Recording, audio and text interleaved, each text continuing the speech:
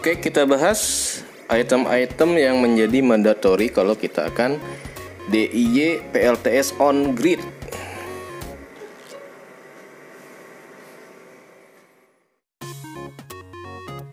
Nah, komponen yang pertama untuk membuat PLTS on grid tentu saja adalah panel suryanya.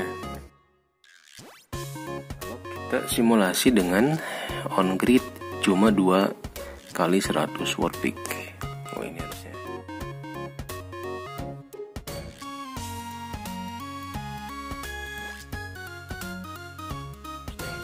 Nah, saya sering ditanya tentang total investasi, total modal ataupun habis berapa gitu ya belajar DIY PLTS ini.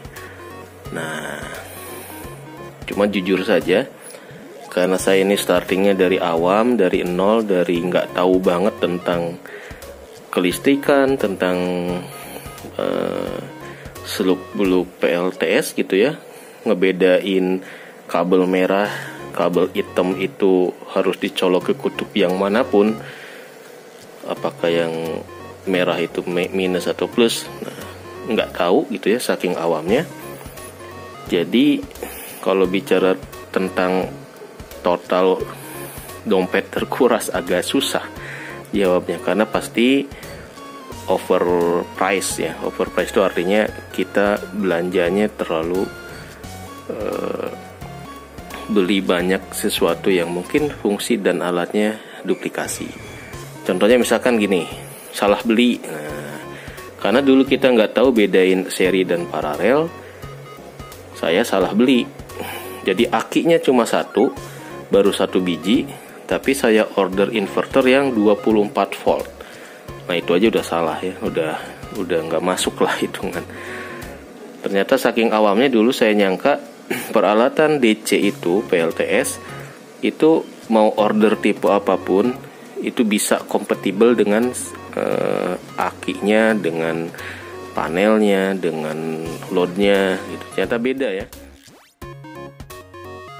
Jadi kalau mau teman-teman mau memulai dan bimbang harus starting dari mana dulu, nah, mungkin belajar dari pengalaman saya, apakah on grid dulu atau off grid. Nah, bisa pilih main on grid dulu lah gitu ya, karena itu yang paling simple. Kenapa? Karena on grid ini cuma butuh papan panelnya, GTI-nya, kabel. Yang lain aksesoris seperti MCB, terminal, wattmeter itu opsional lah ya, nggak pakai itu pun kita bisa. Jadi kalau misalkan kalau si on gridnya itu pakai 10 papan 10 kali 100 watt peak. Jadi dengan harga yang sama 600.000 per 1 lembar watt peaknya. Nah, total biaya per watt peak itu akan lebih murah lagi, jadi 8 ribuan ya.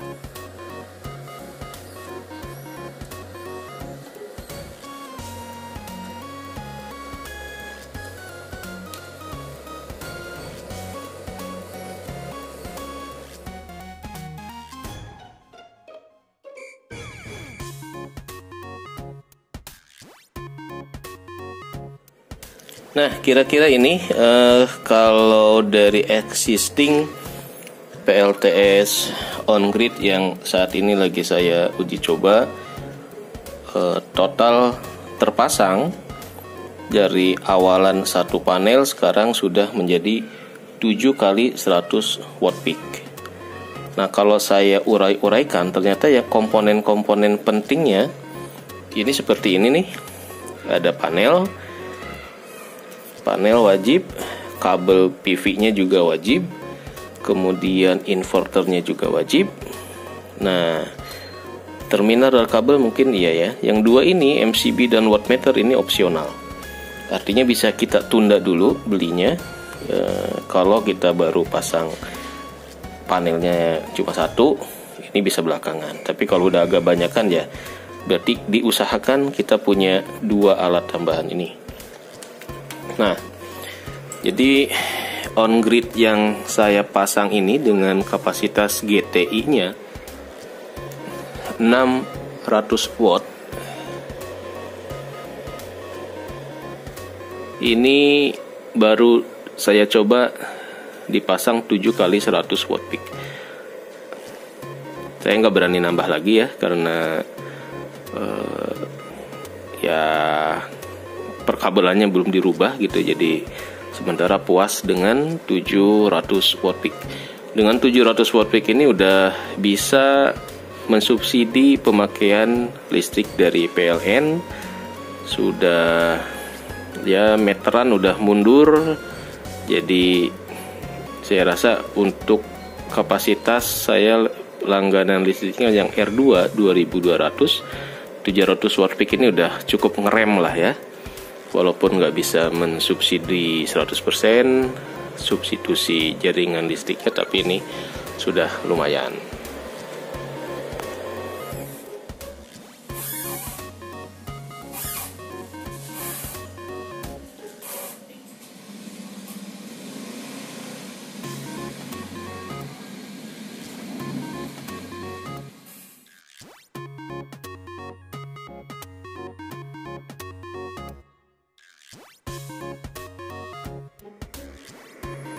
Oke, kita bahas item-item yang menjadi mandatori kalau kita akan DIY PLTS on grid.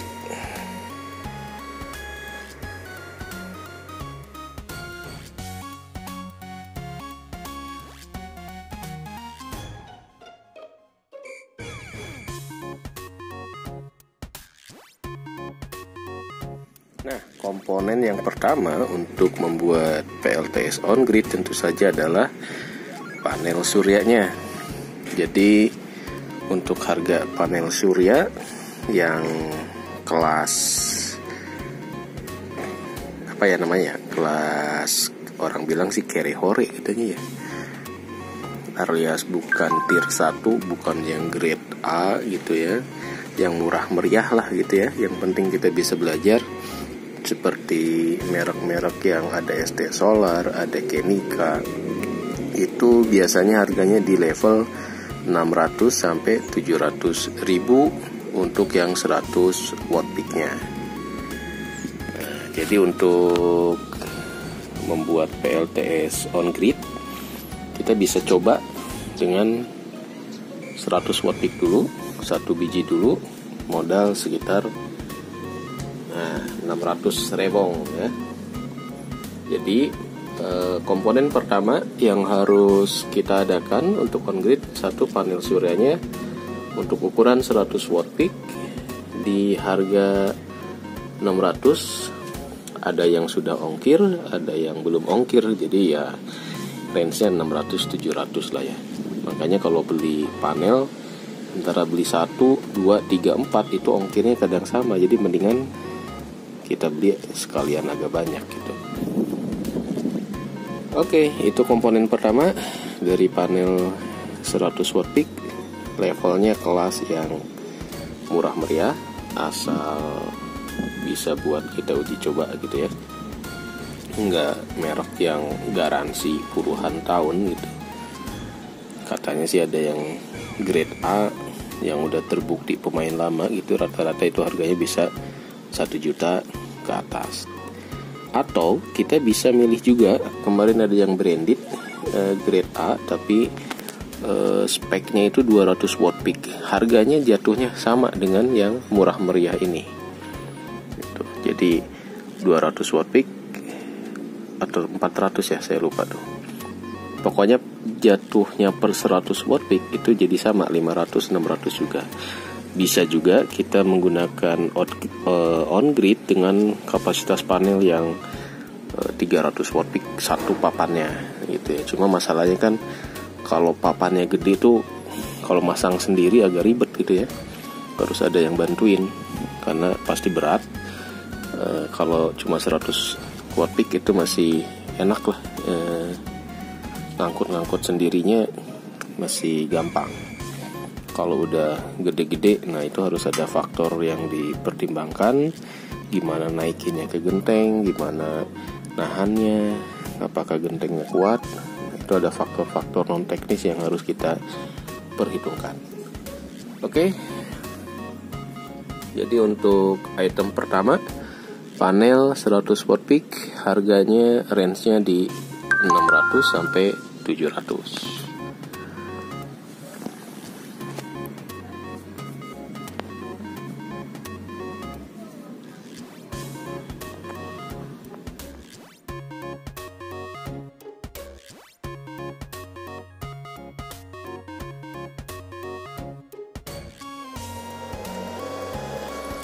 Lanjut ke item yang kedua, inverter, grid tier inverternya sendiri atau GTI. Kalau yang 600 watt, nah ini kalau di online saat ini harganya 1,2, 1,3 ya. GTI 600 watt yang ya murah meriah juga. Ini paling murah di marketplace itu 1,3 lah ya. Untuk GTI yang branded kayak Shower ya, itu bisa 2 juta ke atas. Ya istilahnya dia kelasnya ada di atas kelas yang saya pakai ini. Terserah, kalau ada uang mendingan beli yang bagus. Kalau pas-pasan ya bisa nahan diri dulu, atau kalau mau ngejar pengalaman kayak saya ya beli yang murah meriah seperti ini, karena ini juga banyak dipakai dan selama pemakaiannya normal-normal aja, ya lumayan lah gitu ya. Ini udah 2 bulan lebih, atau sekarang bulan ketiga saya coba nonstop tiap hari on gridnya. Ternyata awet juga.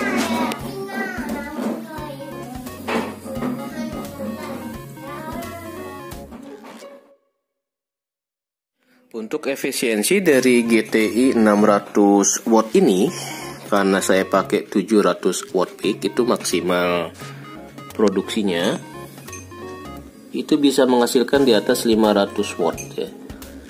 Jadi bisa di atas 80, berapa persen ya?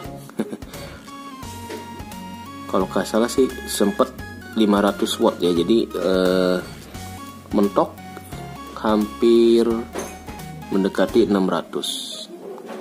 Saya masih belum paham juga nih untuk yang 600 ini apa 300, saya lupa ya. Bukan 500 sih dulu ya, masih di bawah 400 lah untuk 700 watt begini. Jadi efisiensi dari panel paling 60%, 60 kali 700 watt peak ya, di level segitulah. Belum melebihi angka 600-nya gitu. Jadi masih belum maksimal sebetulnya. Mungkin sampai 10 papan pun, kalau 10 papan kali 100 watt peak itu kan produksi paling mentok di 500 watt. Mungkin masih bisa gitu ya. Cuma lagi males bongkar-bongkar, jadi ya kapan-kapan aja lah kita coba. Oke, jadi yang kedua, grid tier inverter, harga pasaran saat ini sekitar 1,2.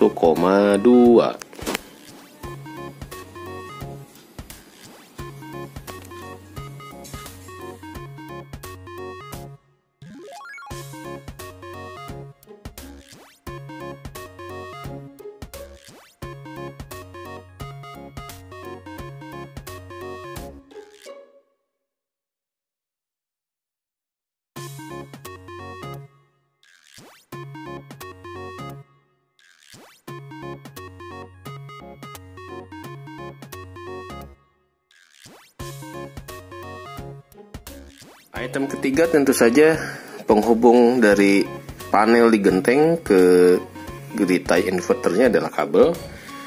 Nah, untuk kabel ini karena saya pakai yang PF1F dan color hijau, jadi untuk 7 kali 100 watt peak sebetulnya kita bisa menggunakan satu kabel aja yang PF1F, karena saya pakai yang 6 mm.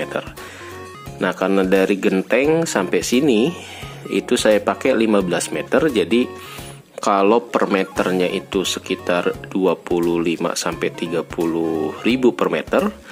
Untuk ukuran 15 meter ya jatuhnya sekitar 400 sampai yang 400-an lah ya untuk kabel PF1F. Sebetulnya ini bisa satu aja, nggak perlu dua. Satu kabel PF1F itu bisa menahan sampai 700 watt peak.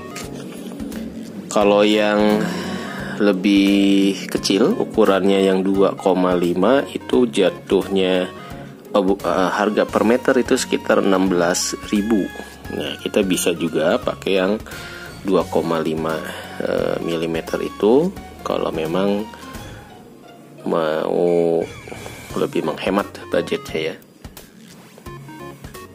Nah, jadi untuk PLTS on grid saya karena pakai PF1F-nya 6 mm, kemudian harga per meternya itu sekitar 29 atau 30, panjang 15 meter, jadi kenanya sekitar 400 nih. Nah, lanjut ke opsional ya.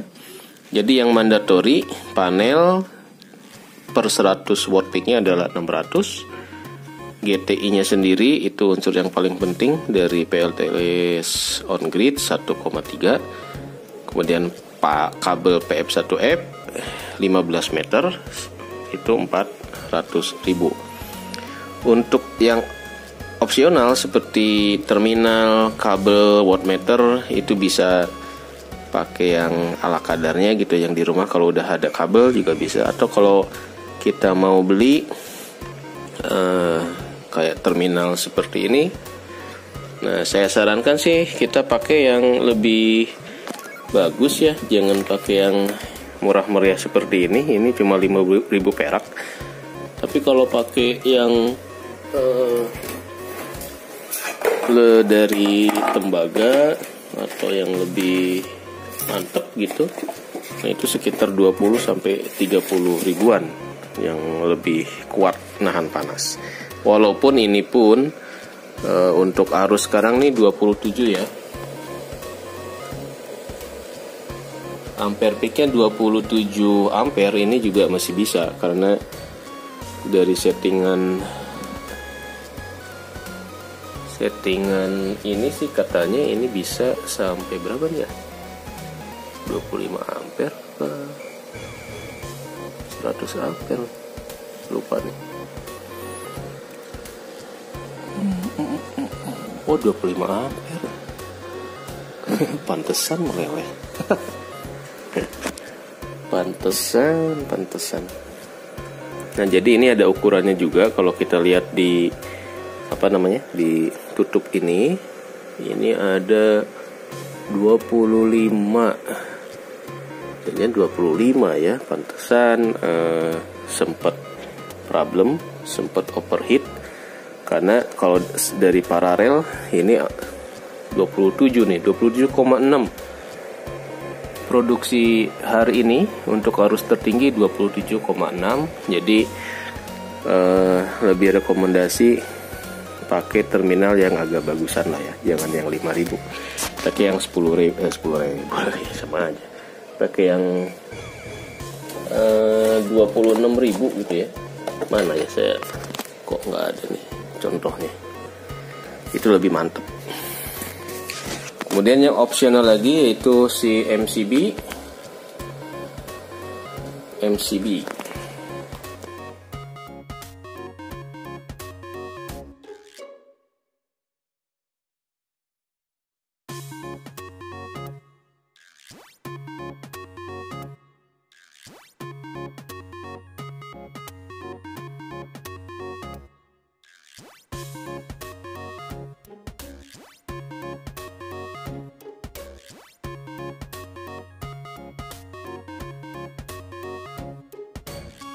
Komponen selanjutnya untuk on grid, kalau cuma 100 watt peak ini bisa kita pending nih MCB ya. Mungkin belum terlalu besar produksi dari arus 100 watt peak, kan maksimal cuma 5 ampere. Tapi kalau udah panelnya nambah, udah 2, 3, 4, nah barulah kita harus pasang MCB. Untuk yang 20 ampere MCB seperti ini kalau baru bisa kena di 50 sampai 90 ribu. Tapi kalau kita hunting yang second seperti MCB yang hitam-hitam ini, Ini untuk 20 ampere, 25 ampere itu harganya sekitar 20.000 ya, di bawah 25.000 lah. Jadi satu biji MCB baru kita bisa dapat 4 untuk ukuran MCB 16 sampai 25. Tinggal hunting aja MCB yang second seperti ini, kualitasnya oke. Cuma masalahnya bodinya aja nggak mulus gitu ya, ada bekas-bekas tempelan atau kotor dan sebagainya.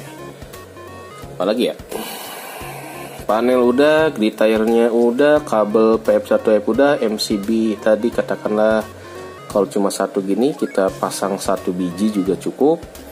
Kabel dari terminal, nah untuk kabel seperti ini nih, kalau dari panel langsung masuk bisa. Tapi kalau kita mau pasang wattmeter, MCB, berarti kita butuh kabel-kabel yang cilik-cilik, yang jumper-jumper gini. Nah ini murah sih per meter ya, ada yang 10.000, ada yang 20.000, tergantung dari ukuran. Kalau kita kalkulasi sih ya, kabel dari terminal itu ngabisin duit sekitar 200 lah ya. Kalau posisi dari grid tire dan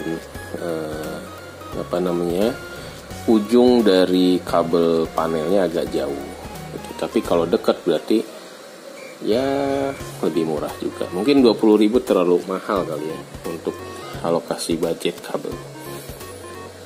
Wattmeter, nah wattmeter bisa seperti ini, yang wattmeter DC ini sekitar 100 sampai 120.000. Kalau belinya dari Tiongkok mungkin bisa dapat di harga 60 ribuan. Cuma nyampainya entah kapan gitu ya. Atau kita pasang, karena ini yang keluar dari grid tire ini adalah arus AC, berarti wattmeternya bisa pakai yang seperti ini, wattmeter AC. Jadi dari panel kita pasang wattmeter DC, nanti dari sana keluar arus AC kita pasang yang ini untuk penggunaannya ya, pemanfaatannya. Bisa nggak ya? Lupa saya nih. Nyambungnya apa dari sana atau dari beban ya? Dari perabot gitu ya. Jadi kalau ujungnya on grid, nah misalkan dari on grid nyambung ke sini, nah si wattmeter tuh dari sini nih pasangnya, baru loadnya masuk ya. Bukan langsung sono, salah. Oke, jadi demikian komponen-komponen yang kita butuhkan untuk PLTS on grid. Yang pertama ada panel tadi, untuk yang kelas murah meriah sekitar 600. Grid tie inverternya untuk yang 600 watt ini sekitar 1,3. Kemudian kabel, karena saya ini 15 meter pakai 6 mili, budget total sekitar 300-400. Kemudian MCB DC, kalau kita mau beli 2 budgetnya 100.000 cukup, tinggal nanti beli yang baru atau yang second. Kemudian perkabelan dan terminal, nah itu mungkin 100 atau 200.000 lah. Wattmeter yang DC sama sih, DC sama AC sekitar 100 ribuan.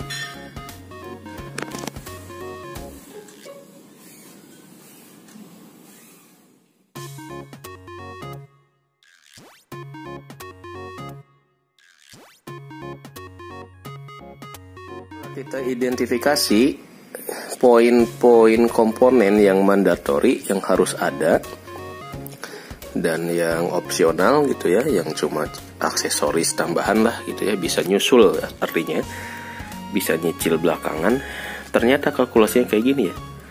Kalau kita panelnya 100 watt peak alias satu papan aja, itu jatuhnya 600 tambah 13 tambah 400 karena wajib.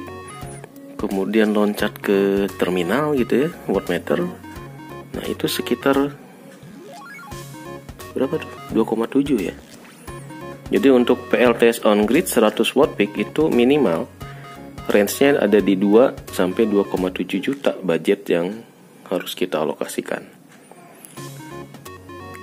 Tapi kalau seperti ini, karena ini udah ada 7 kali 100, berarti papan panelnya harus dikali 7. 6 kali 7 udah 4,2 sendiri.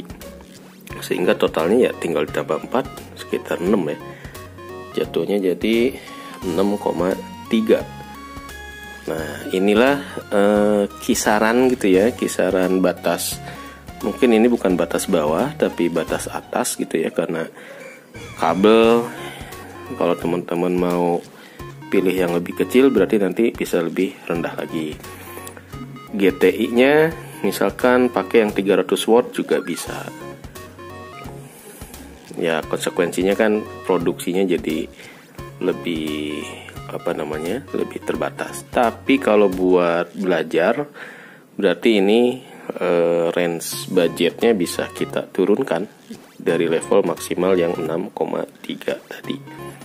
Tinggal kita atur aja. Kalau GTI-nya 300 watt berarti rangkaian panelnya, oh ya lupa, jadi GTI ini juga hati-hati, ada yang mainnya di paralel 12 volt, ada yang seri. Nah, jadi kalau dia GTI-nya main seri, kemungkinan si papan panelnya bisa lebih banyak lagi gitu nggak ya? Saya masih belum cek. Kalau misalkan nih sama-sama 600 watt tapi tegangan 36, apakah itu menjadi produksinya lebih tinggi atau dia mentok juga tetap di 600 gitu ya? Tapi yang jelas panelnya jadi bisa lebih banyak gitu. Benar nggak ya? Harus saya cross check dulu. Logikanya sih gitu ya. Kayak MPPT misalkan, MPPT 30 ampere, kalau kita main seri, nah panelnya kita bisa main lebih banyak gitu. Sehingga ketika waktu pagi itu bisa menghasilkan lebih banyak produksi lah gitu ya. Tapi yang jelas ada kalkulasinya lah. Ini nanti ada di websitenya, bedanya sama-sama 600, yang satu main di range 18 sampai 21 atau yang di 36 sampai berapa? 40 atau berapa tuh? Oke, demikian oret-oret buat target gitu ya. Buat target kalau kita mau menyusun atau belanja untuk mendesain yang namanya DIY, do it yourself, alias PLTS, bikin sendiri, yang murah meriah. Tapi ya kondisi ya meskipun jauh dari standar keamanan para installer yang bersertifikat gitu ya, tapi ini buat mainan di rumah sih asik lah. Intinya sih itu asik banget ngototin voltmeter biar biaya kenakalan berkurang gitu. Oke, demikian, mudah-mudahan bermanfaat. Ini karena kopinya sudah habis, jadi kita akhiri saja. Wassalamualaikum warahmatullahi wabarakatuh.